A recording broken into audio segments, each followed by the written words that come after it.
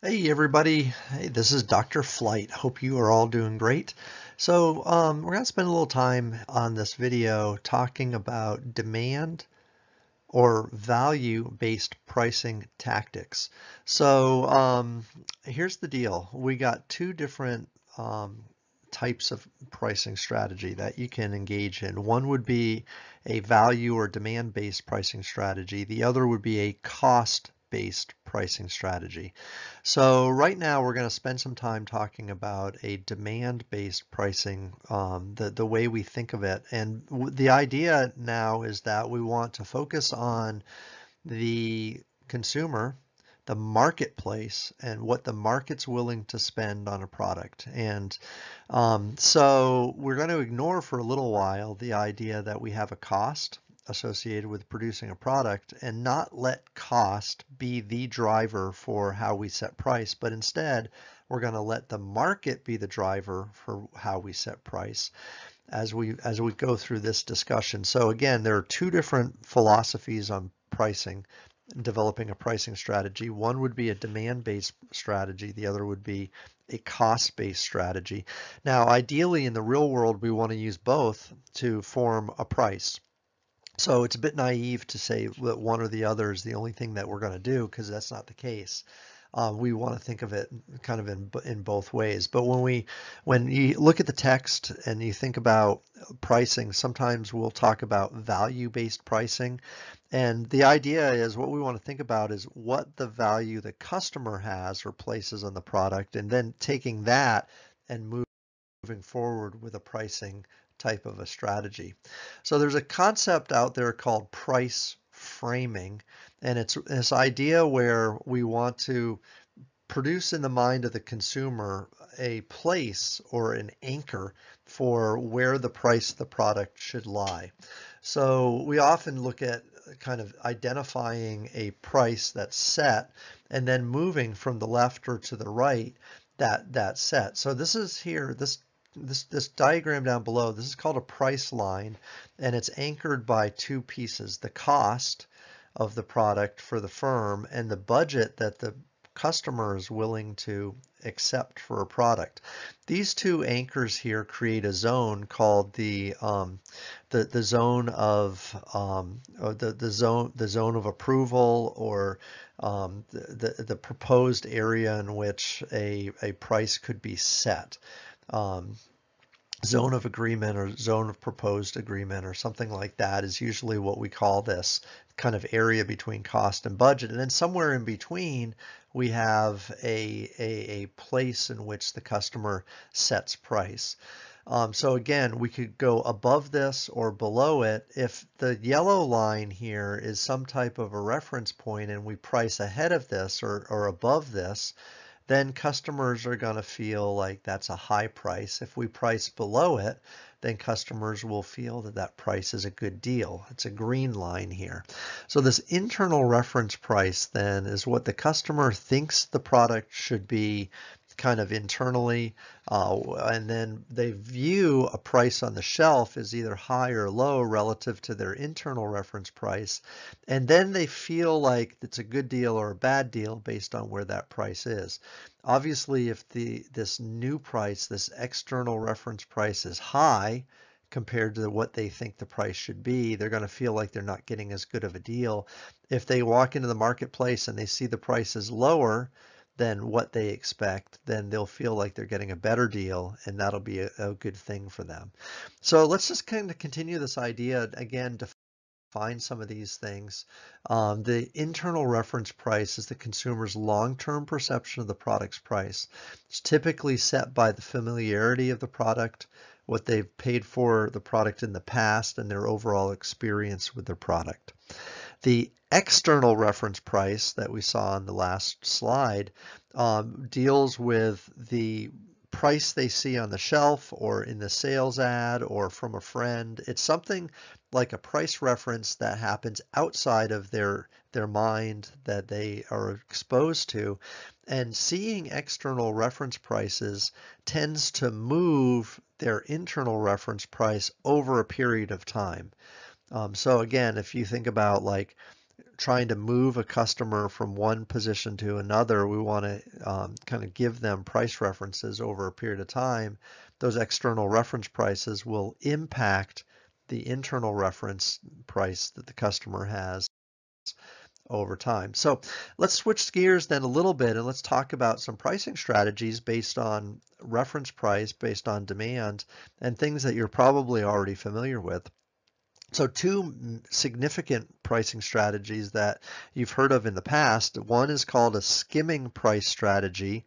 The other is a penetration price strategy. Skimming price strategies are where we initially set a very high premium price, and then over time we lower the price, we reduce the price as the market becomes saturated. The opposite of this is a penetration price strategy where we start with a product, we introduce it at a low price in order to gain market share initially and to eliminate competition. And then over time, we gradually raise the price up. Okay, so if we're going to look at this in a graphical way, think about our price line like we had before, but now think about a superimposed demand curve. So this piece here, this is demand for the product. And what we're going to do is we're going to set a high price for a skimming price strategy. And when we do that, think about this idea that these customers that are further up here are the ones that'll be most attracted to this price, because again, anything below a reference price, an internal reference price, would be a good deal. So for anybody on this side, they're going to think that this is a good deal. Anybody below the curve on this side is going to view this as a higher price than they'd be willing to pay, and that will be a less of a good deal for them. So in a skimming price strategy, we want to set the price high. We want to capture this upper portion of the marketplace, and then we'll gradually lower the price over time so that the rest of the market can buy our product.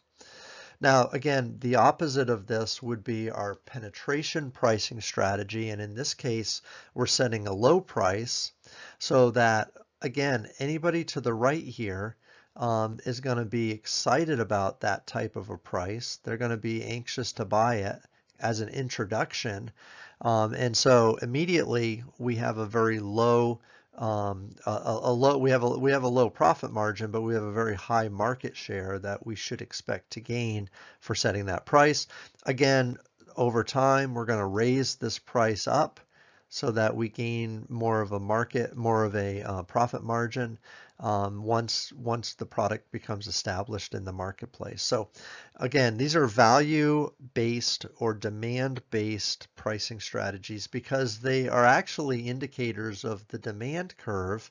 This light blue curve that we have here, this demand curve represents the amount customers are willing to pay for the product. And so, kind of the philosophy of the pricing strategy is based on where customers are on that curve. Other types of demand or value-based pricing, sometimes you've heard of something called trial or introductory pricing. So in this case, we have a very, very low time one price where we introduce the product and then we immediately jump up to price 2 once the customer tries the product. So this is kind of like a penetration pricing strategy, only the first price is usually lower than a penetration price would be to start with, and it jumps up to price number 2 much faster. So it's a one-time purchase and then the jump goes up to their regular price after that. Competitive pricing, and then some other ones here. Competitive pricing is a pricing strategy where we price right in the middle of the demand curve. So again, we look at the demand curve and we look at the middle space and we price right in the middle here. That would be what we do when we do competitive pricing. We do value pricing similarly, except that we price just to the left of average or competitive. So this is our competitive price. We move just to the left of that and we offer the market a value price, again, based on the demand curve. We also have a prestige price, which is the opposite of a value price, where we price the product slightly above average, and we consistently do that. So we're not moving our price at all. We're consistently pricing above an average price, and in that case, we have a prestige pricing strategy. Another pricing strategy would be one where we manage our product line and we have multiple prices that we offer for multiple demand curves, something called price lining, where again we might have 5 or 6 different products that we offer. Each product within the product line does essentially the same thing, but we have different price points for different markets. So we might have an expensive version of our product, a midpoint version of our product, and then an inexpensive version of our product. So we have 3 different products that are basically doing the same thing, that do the same thing, that achieve the same goal, but they're positioned towards 3 different market segments. So we have a value market segment here. So our price for this particular product is lower. And then we have some type of a middle market here, or you know, kind of like your mid-grade version of your product. It's intended for this middle market. And then we have some type of a prestige or luxury version of our product. So we have that here. Think about Apple and the Apple phone.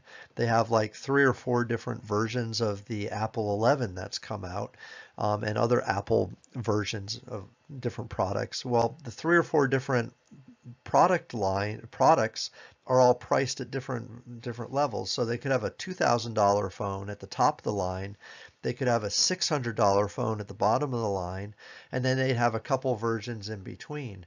So this might be their $2,000 version up here, and then this might be our $600 version down here. And we have more of a value buyer buying that, and we have more of a prestige buyer buying this up ahead. So we capture 2 different or 3 or 4 different markets by using a price lining approach. Okay, so this short little video has basically walked through some of the conceptual pieces for value pricing or demand-based pricing. Again, we haven't really worried about cost down here. We haven't really used that as a motivator for setting price. We've used the demand curve as our motivator for setting price, and that is theoretically where you want to begin when you think about these value pricing strategies. Now, obviously, again, as I mentioned before, we don't set price exclusively using this strategy. We have to incorporate cost as well. But this is certainly one rationale we can use to move forward when we set price. All right, so this was a fairly quick thing. Please stop, pause the video, watch the video again if you want. It's exciting and fun. And please also feel free to reach out to me and ask any questions you want. Pricing is a very complex and detailed area of marketing that we don't spend enough time on. Very analytical when we start looking at pricing models. So anyways, again, have a great day. Reach out to me and let me know if you have any questions. Thanks.